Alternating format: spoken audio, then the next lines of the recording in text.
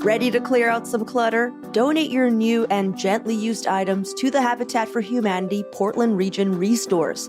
Help keep usable items out of our local landfill, plus it's tax deductible. You can donate everything from appliances to furniture, building materials, to lighting, paint, housewares, and more. And you can request a donation pickup online or drop off your donation at any of the Restore locations in Beaverton, Gresham, or Portland. Visit pdxrestore.org to learn more. That's pdxrestore.org. Forit Credit Union is here to help you build, grow, and dream bigger. Whether you're looking for rewards checking, tools to boost your credit, or just a team that's got your back on your next big move, Forit is with you every step of the way because they believe your dreams deserve a place to thrive. Go to foritcu.org, that's FORRITCU.org, and keep an eye out for a new location opening soon in Gresham's Rockwood neighborhood. Federally insured by NCUA. Today on CityCast Portland, we're talking about the dwindling prospects of Oregon landing more tech jobs, our new city leaders, and what it could mean for much-needed climate action, and the updates to a city code the Portland Bureau of Transportation has announced, granting the city more power to tow vehicles without notice. Joining me on this week's Friday News Roundup are Portland Business Journal reporter Malia Spencer and our very own executive producer, John Notarianni. It's Friday, November 15th. I'm Claudia Meza, and this is what Portland's talking about.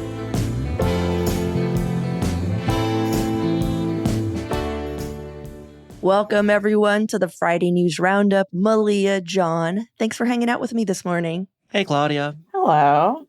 For those of you who are new around here, today is a day we break down some of the biggest local stories of the week with some of the best and brightest journalists in town.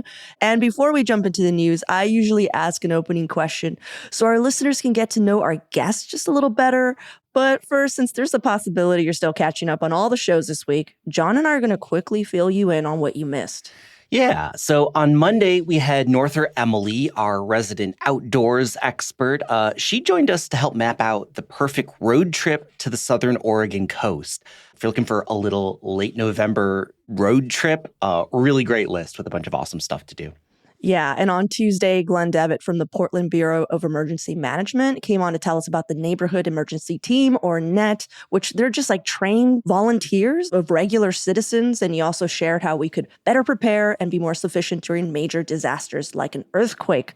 And John promised he's going to join as a ham operator. That's what I heard. Ham radio, the sound of the future. Then on Wednesday, Claudia, we did a midweek roundup, which we haven't really done since the election. It was our first one in a while. It was you and our producer, Julia, talking about improved ambulance response times in the city, what our new county commission is looking like, and how the board might lean politically. And you guys talked about some good news, which was actually a refreshing turn of events on the show. Then finally, yesterday, we had Portland Monthly's editor-in-chief and friend of the show, Brooke Jackson Glidden, on talking about some of the best restaurants that are new in town. Yeah, and all of this brings me to our opening question. If you could open up any restaurant, what would it be called and what would you serve? And I can go first if you need a little time, you guys. Oh my gosh. Okay, I have an answer for this. So my girlfriend actually used to own a restaurant. So we've talked about this, but it's sort of like pan-Midwestern junk food is the idea. So we do like Detroit Coney dogs and like Skyline chili, which is like the Ohio spaghetti with like chili on top. And then like runzas, which are basically like Nebraska hand pies. It's Hot Pockets. It's just, yeah, it is just. I love that you were just like, it's a Midwestern delicacy. It's a freaking Hot Pocket. You know, it's like a pasty, like Hot Pockets. Yeah, it would just be like pan Midwestern junk food, and it would be so good. Well, what would it be called? Oh, and it was going to be vegan, and we call it transplant. Transplant? Yeah, because it's like food from other places. Oh, gotcha. Okay. And plant-based? And plant-based. Okay. Oh, yeah, transplant. I get it with a plant. God, Yeah. that works on so many levels, John. I know. I'm telling you, we've talked this through. All right, Malia, what about you? Well, I started covering restaurants, and now that I know how hard it is, absolutely would I never open one. But before I moved to Portland, my answer would have been something Hawaiian food, because I'm Hawaiian, and the only time I would get anything would be when we would go visit family in Hawaii. But I got to Portland and there's tons of Hawaiian restaurants. It's great. So that was always my answer. So now I don't really know. Probably a butter mochi pop-up, because I can make really good butter mochi. Mhm. I love butter mochi, and not enough butter mochi is made in the city. I'll be honest, because sometimes people were like, oh, we make mochi or whatever, we go and they're out because it's so popular. The Hawaiian pop-up Cow, she makes butter mochi. It's on their dessert menu. And I always order it because I was like, I want butter mochi I didn't have to make, which is always great. Yeah. This is the problem with owning a restaurant. It's not having someone make it for you. Well, some friends and I are always talking about how we need an oyster bar in our neighborhood, because surprisingly, St. John's is really into oysters. Whenever there's a pop-up, it sells out in the first couple of hours. Anyhow, my friend Jay came up with a perfect restaurant name to keep it approachable. Also honor Portland's deep love of puns. Chuck around and fry trout. So we would also sell trout. Oh my gosh. You just got an unhinged laugh out of me on that one. Absolutely love that. You like that? It's all Jay. He told us that, and like every week we think of this name, say it out loud and laugh. We're just like, God, chuck around and fried trout needs to happen in St. John's. Yeah. That, or that's just what you name your newsletter. Yeah. All right, guys. Thank you so much for your answers. On to the news of the week. Malia, what are you looking into? I am looking at an old favorite, Intel and semiconductors. And I'm pulling some reporting from Mike Rogaway over at the Oregonian, as well as my colleague Pete Danko at the Portland Business Journal, and then just some of my own background knowledge on it. I covered Intel and semiconductors here for the PBJ for about 10 years until about last year. So I still kind of pay attention. Intel and state leaders and the entire congressional delegation from Oregon have really been pushing for Oregon to get a National Semiconductor Technology Center, which is like a research center that's tied to the CHIPS Act that was passed a couple of years ago. There's supposed to be 3 of these research centers focusing on different things, and Oregon really was aiming for one looking at lithography. Lithography is a key component to manufacturing chips. And so Oregon was like, hey, we've got all of this stuff here. We've got Intel doing its most advanced chips here. We've got the talent, all this stuff. And they've been like really working to put together this package. Well, I think it was on Halloween, news hit that center and the $825 million that comes with it, supposedly, is going to New York. And so that was a huge blow to this like central piece of the state's economic development effort in that front. And so everybody was like, okay, well, there's this other one that we could potentially get that's focused on packaging, which is a way to boost sort of efficiency and performance of chips, because it's the way that the chips connect to other components in the device. And so Intel's been talking a lot about how their advanced packaging is really helping things. And so that one is still sort of up in the running.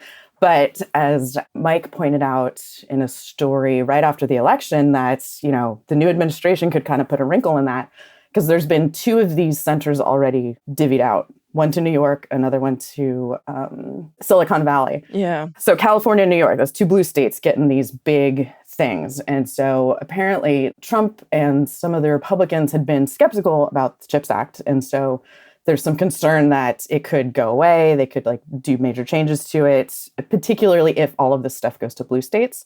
And so now there's talk that this third thing might go to Texas or Arizona, which also has chip industry.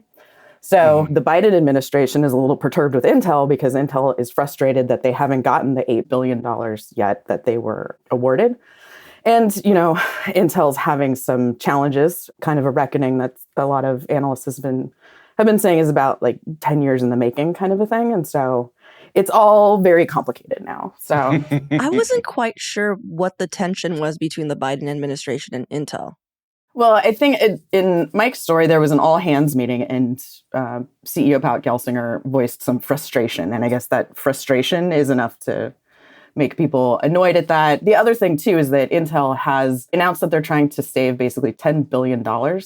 And to do that, they're doing some massive cuts. There was 1,300 jobs were cut here in Oregon. It's a much bigger number company-wide.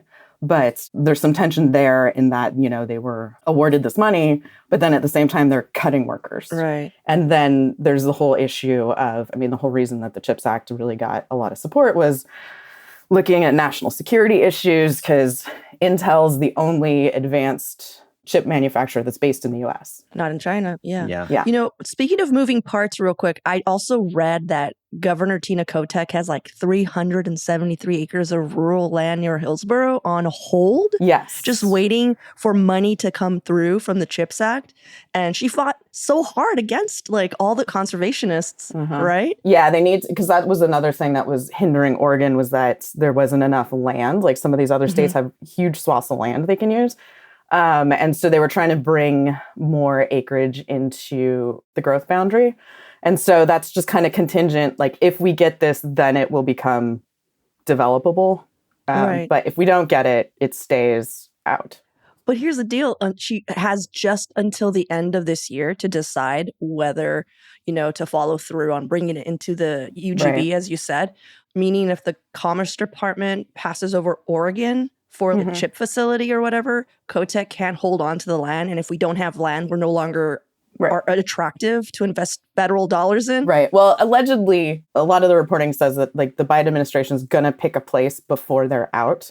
Okay. So Good. So the decision will have been made by that point. Yeah. I feel like Democrats tend to like not make super important decisions like the month before the transition. It's like, get something in there now. Right. Like, what are you guys doing? And all of this is sort of a little bit up in the air because Trump was skeptical of the CHIPS Act. And then the House Speaker was talking about rolling it back, but then he had to walk back his big statement about that. So it's all unclear. Yeah. I think this is the first of, probably 4,000 stories where like the national political implications really sort of feel like they could hit us at home.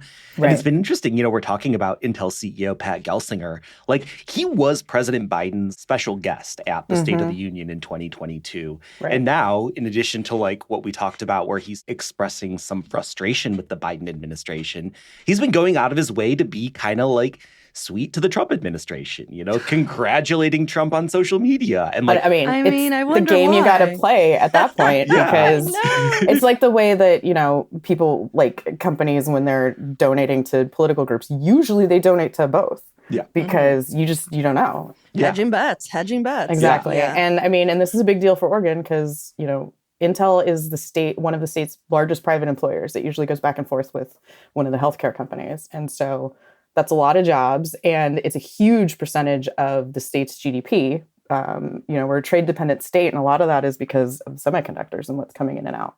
In my very deep research of this topic, I came across a quote of Senator Ron Wyden's where he used the term Silicon Forest. Oh, yes. Now, is this a prominent term in our local semiconductor industry, or is he like just trying to make fetch happen? No, it's been around for a long time. Okay, where is it? Yeah, Silicon for sure. Forest is basically... Malia's smarter on this than I am. No, can you both tell me at the same time? There used to be tons of chip development here. Intel's still left, and there's several other companies here. So there was Silicon Valley, and then everybody started being Silicon fill in the blank. Gotcha. Silicon Forest is pretty old because like Intel's been here since the 70s.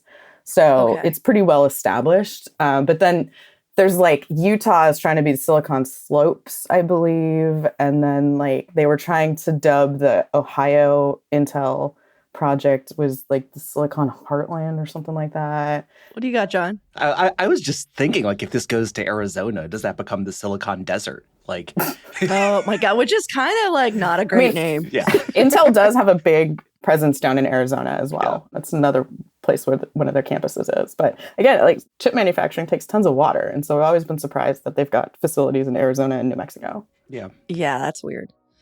Well, Malia, thank you for explaining something that I still have a ton of questions about, but thank you. Clear as mud. I got it. Well, let's take a quick break here, and when we come back, more headlines of the week.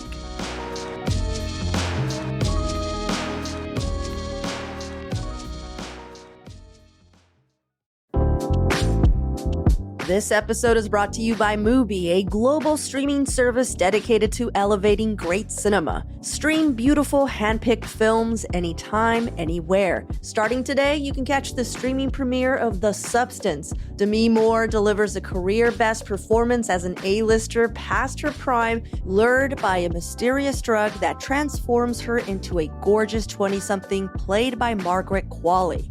The catch? She must split her time evenly between both bodies. What could possibly go wrong? It's a deliriously entertaining and spine-tingling masterpiece, and you can start streaming The Substance and more for 30 days free at mubi.com/citycast. That's mubi.com/citycast. Ryan Reynolds here for, I guess, my 100th Mint commercial.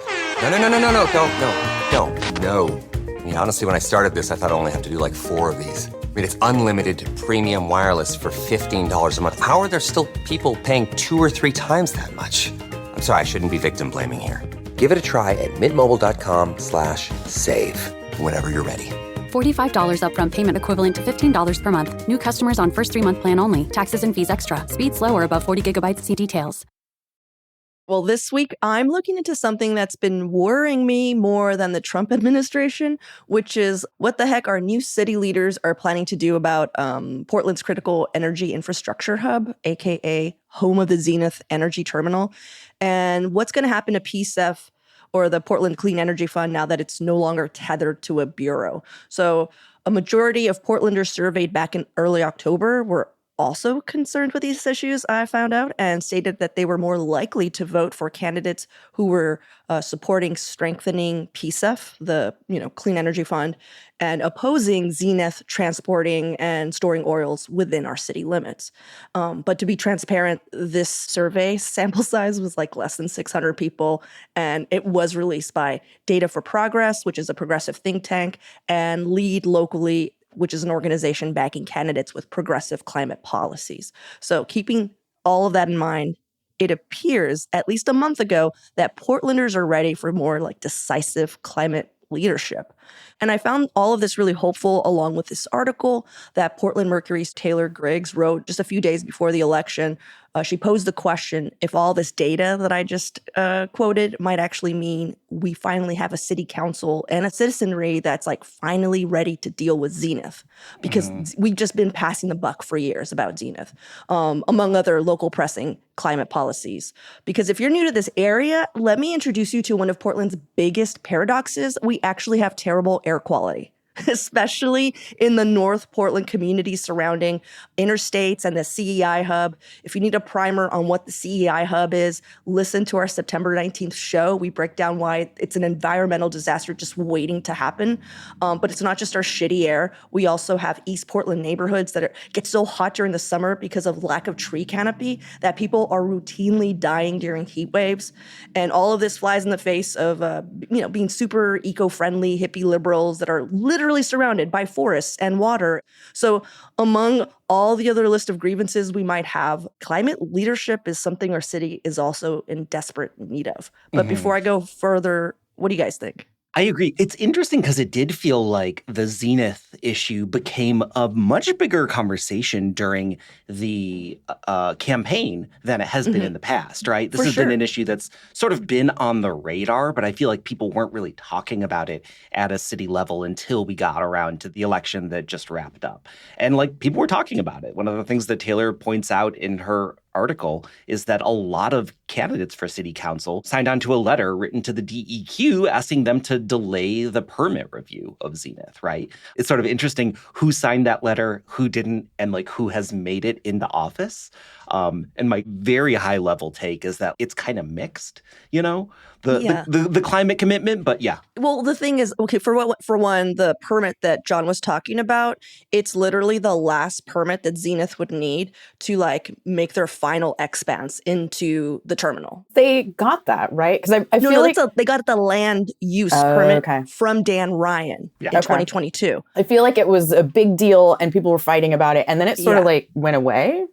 No, so they have the land use permit, but now they need like an air contaminant discharge permit, which means that they're able to, it's how much are you allowed to like burn off or release. Yeah, that's still in review with DEQ. How nasty can you make it? Yeah. Yes. And so the letter that John was talking about, here's the most interesting part, is like most of the people who signed this letter were from District 4, which is really interesting because that is Northwest. I mean, the CI hub is on the west side, you know. I think Mitch Green and Olivia Clark were among the signees and they made it through. So hopefully they're going to be pressing. What I found very disappointing is that my district, which would be blown up in the earthquake. I'm laughing, crying. I'm crying right now. Just so you know. No one who signed that letter made it through. Dan Ryan was the one who approved the land use. Dan Ryan, current city commissioner and future city council member Dan Ryan. Nice job, guys. Yeah. Well, I mean, it'll be interesting to see what happens now that there's such a bigger council. Bigger council, a lot more voices, a lot more discussion on things, as opposed to the small council we had before. Yeah. I mean, but does that mean more voices, more time spent talking? Right, you know? right. Yeah. I mean, to me, this is where the rubber meets the road on this change of government, right? So like on one hand, there are council members that are specifically committed to this district that have a reason to like show their base of supporters that they're making a lot of noise about this. But on the other hand, like we're also in this situation, like pivoting to look at PSEF, the Portland Clean Energy Fund. Claudia, we talked about that on the show a lot because Commissioner Carmen Rubio, who was in charge of the bureau that it was a part of, really became a champion for it and had a vested interest in seeing success there. So it's really curious as we go away from having council members having specific responsibility in terms of issues, if that's going to change things as well, and if that's going to take some of the pressure off on keeping like environmental issues in the forefront. And I don't know the answer to it. It's sort of like it cuts both ways. Right. I guess we'll also start seeing like there's going to be a new kind of horse trading going on for votes and things like that, and the blocks that'll start to form. Yeah. Can I tell you where we are with Zenith right now? Because I know, Malia, I could tell that you were a little like, wait, I thought this already happened. Right. So Dan Ryan approved their land permit back in 2022 when he was in charge of the Portland Bureau of Development Services. And in that, Zenith promised that in the 5 years of signing, this is the reason why it was contingent, that they would stop transporting crude oil by train through Portland because train derailments do happen. Just a handful of days ago, 650 gallons of diesel spilled upstream, so it's already come through, into the Columbia River near Wallula, Washington, courtesy of Union Pacific. And that train wasn't even transporting diesel. 650 gallons of diesel, that was just used for refrigeration units where they were using to keep their frozen French fries to temp.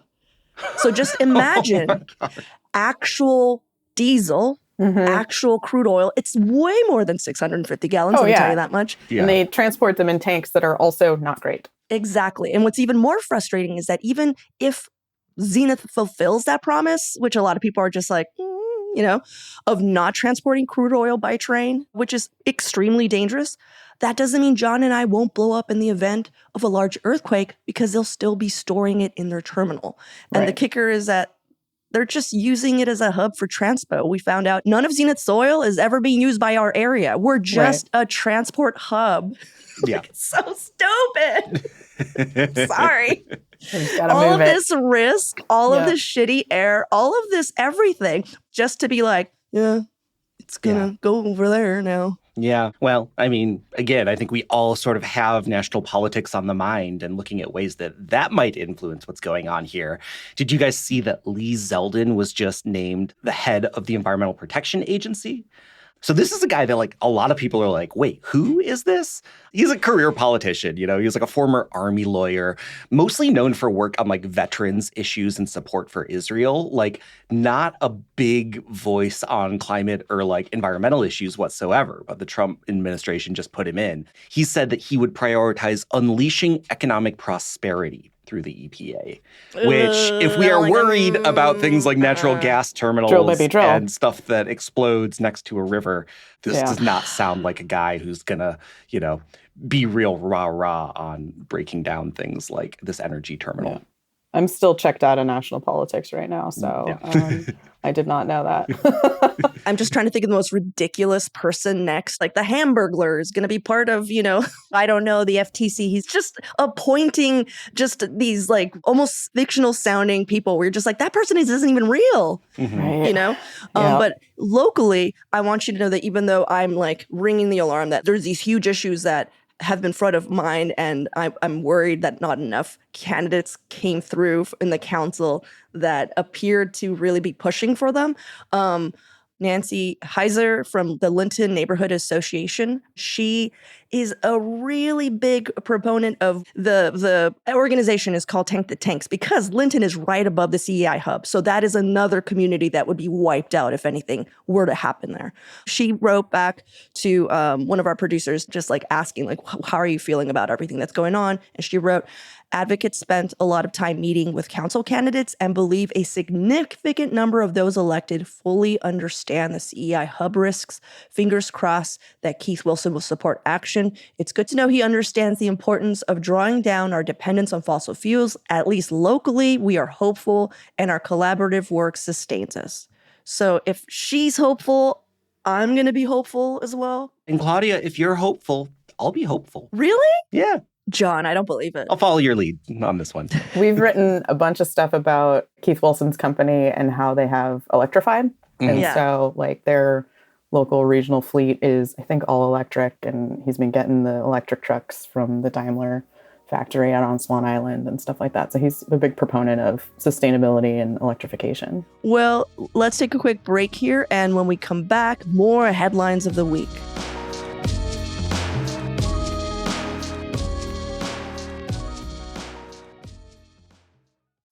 Ford Pro FinSimple offers flexible financing solutions for all kinds of businesses, whether you're an electrician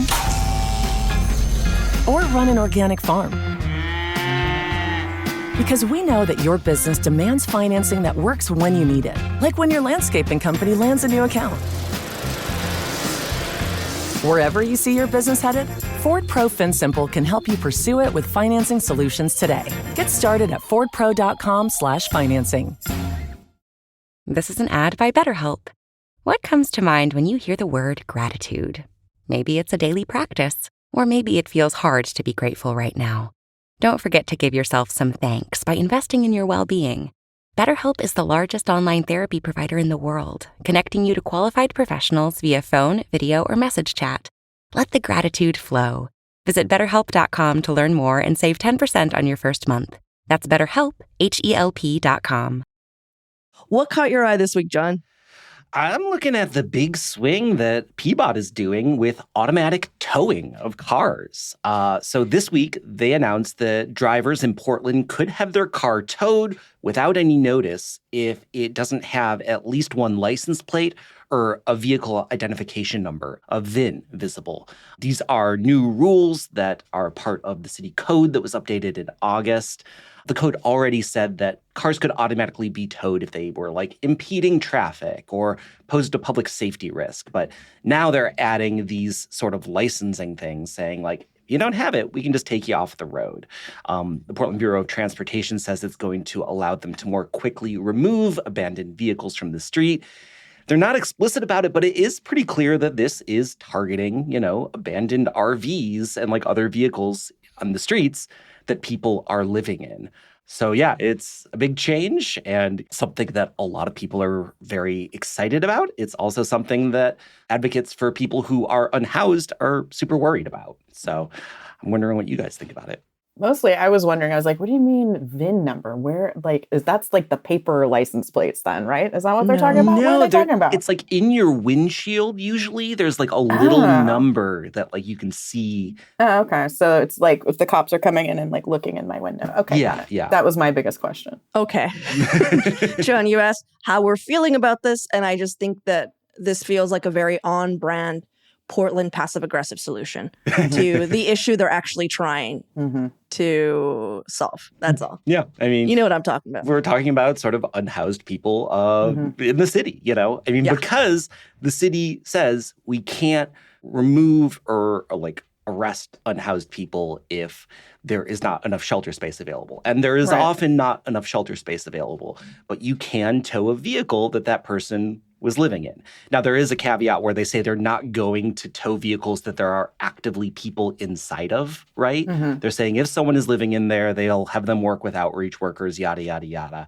I mean, but like, let's be realistic. The way this like works in practice, they're not going to like spend a bunch of time trying to figure out if somebody is living in this RV or if it is just towed. I think it's safe to assume that they're just going to sort of be like towing things and like clearing these streets. Are they really going to do it though? Because I mean, there's so many stories of people where there actually are abandoned cars on streets, and like the stories of people who are like, just push it into the middle of the intersection, and that's the only way you can get anybody to come out and deal with it. See, here's the deal. I have the exact same question because I don't know if they have enough resources to tow this many cars that would be needed to be towed, or RVs, because they are barely towing the ones that had already fallen under the pre-existing city code having to do with like no prior notice tows, like cars that are parked too close to fire hydrants, that is an automatic tow. I see cars parked in front of fire hydrants all the time, or vehicles posing an immediate danger to the public safety, as you were saying, Malia. Like those cars should have been gone, but they're not. So I'm just like,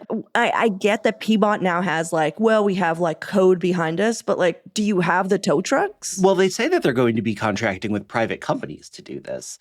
So that's scary then. That's scary. Which opens a whole nother fucking can of worms. Because there was a story several weeks ago about some unscrupulous tow company that was towing cars out of, what is it, a hacienda, like one of their buildings. And that's scary. One of their low income buildings. Yeah. Which is like, oh, cool. Yeah. Right. Go after them. Yeah. Who barely spoke English too. Right. So. Right. And the thing of when you're using private tow companies, they can basically charge whatever they want for you to get your car back too, you know? Right. But I was sort of poking around on Reddit, figuring out like what it costs when your car gets towed, you know, and it's estimates range from like $450 to $700.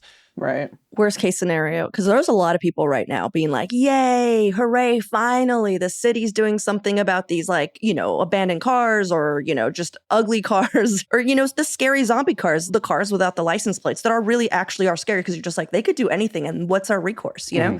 But John, you stating that they're going to private companies, that's scary, because if any private company actually read the no prior notice tow code, they can tow your car for a lot of things that they haven't been doing. So if they're just like, hey, this is how we make money now, what I'm saying is like, you don't have to be houseless, living in a car, or have it, whatever. They're going to tow your ass. Yeah.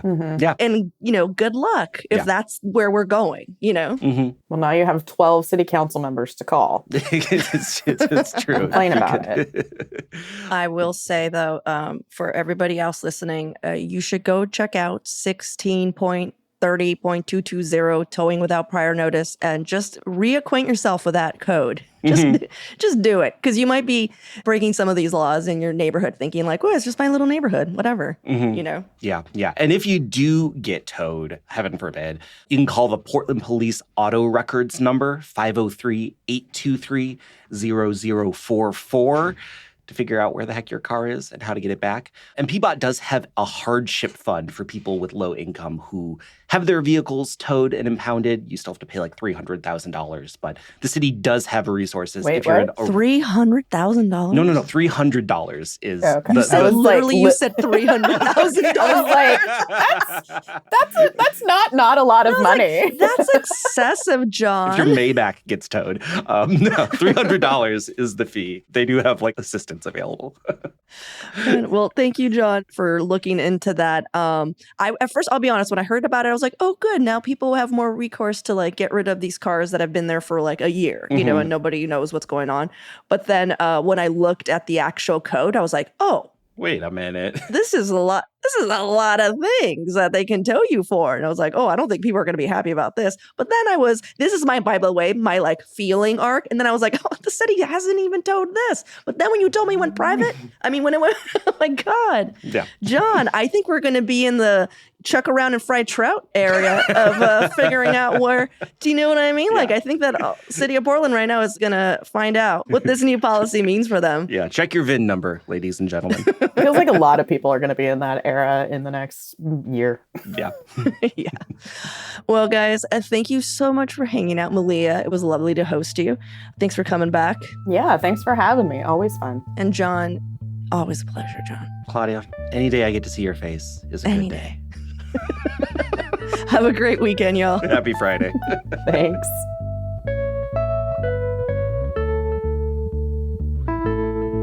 Before we head out, we have an update to our Zenith Energy segment. After we taped on Thursday, the Oregonian reported that the state put a hold on Zenith's air permit process after regulators conducted an unannounced inspection at their facility on the Willamette River. Prompted by pressure and questions brought up in public hearings, which includes the letter we mentioned earlier in the show, the DEQ surprise inspection discovered even more violations by Zenith, including the usage of a previously undisclosed dock for fuel transportation and failures to report emissions. The pause in the permitting process, though, does not mean Zenith's permit has been canceled. That's all for today here on CityCast Portland. Thank you so much for listening. Our executive producer is John Notarianni. Our producers this week were Julia Fiaioni and Lizzie Goldsmith. Our Hey Portland newsletter editor is Rachel Monahan, and our host is me, Claudia Meza. Original music by Jenny Conley and Stephen Drizos. Additional music by Epidemic Sound and All the Kimonos. We'll be back Monday morning with more from around the city. Until then, see you at Slim's.